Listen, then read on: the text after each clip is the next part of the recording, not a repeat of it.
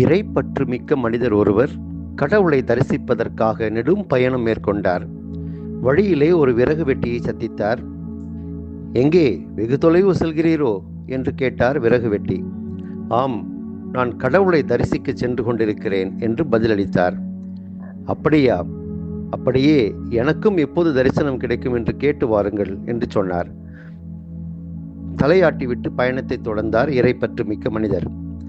கொஞ்சம் தூரம் போனவுடன் குரு ஒருவர் கோவிலில் செபம் செய்து கொண்டிருந்தார். அந்த மனிதரை பார்த்து நலம் விசாரித்துவிட்டு அவர் சொன்னார், எனக்கும் எப்போது தரிசனம் கிடைக்கும் என்று கேட்டு வாருங்கள்.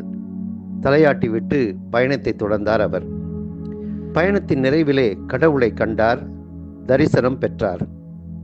அங்கிருந்து அவர் புறப்படும் போது கடவுளிடம் கேட்டார், கடவுளே, இதே போன்ற தரிசனம் தங்களுக்கும் எப்போது கிடைக்கும் என்று ஒரு விறகு வெட்டியும் ஒரு குருவும் கேட்டு வர சொன்னார்கள்.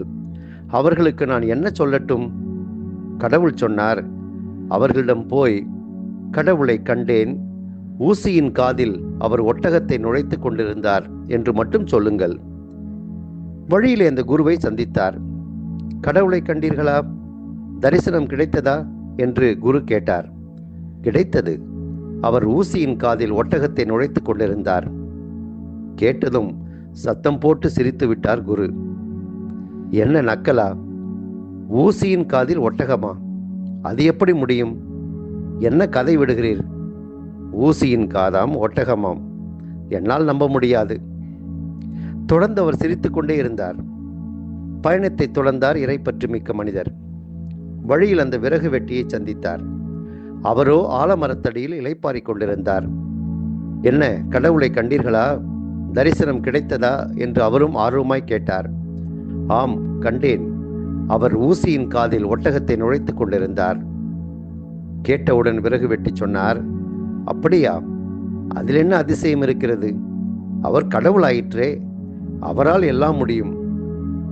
அப்போது இறைப்பற்று மிக்க மனிதர் சொன்னார், விறகு வெட்டியே, அந்த குரு இதை நம்பவில்லை.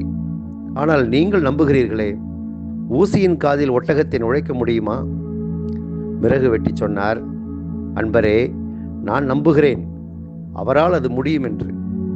இதோ இந்த சின்னஞ்சிறிய ஆல விதையிலிருந்து இவ்வளவு பெரிய ஆலமரத்தை கடவுளால் உருவாக்க முடியும் என்றால், ஊசியின் காதில் ஒட்டகத்தை நுழைய செய்ய முடியாதா? அவரால் எல்லாம் முடியும்.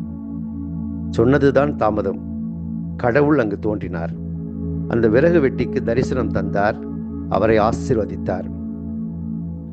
கடவுள் ஆபிராமை அழைத்து அவர் பெயரை ஆபிரகாம் என்று மாற்றி அவரோடு உடன்படிக்கை செய்து கொள்கின்றார். ஆபிரகாம் அதை நம்பினார். அதனால் கடவுளின் ஆசையை பெற்றார். யூதர்கள் இயேசுவின் வார்த்தையை நம்பவில்லை. எங்கள் தந்தை ஆபிரகாமை விட நீ பெரியவனோ என்று கேட்கிறார்கள். ஆபிரகாம் பிறப்பதற்கு முன்பே நான் இருக்கிறேன் என உறுதியாக உங்களுக்கு சொல்கிறேன் என்கிறார் இயேசு. அவர் கடவுள்.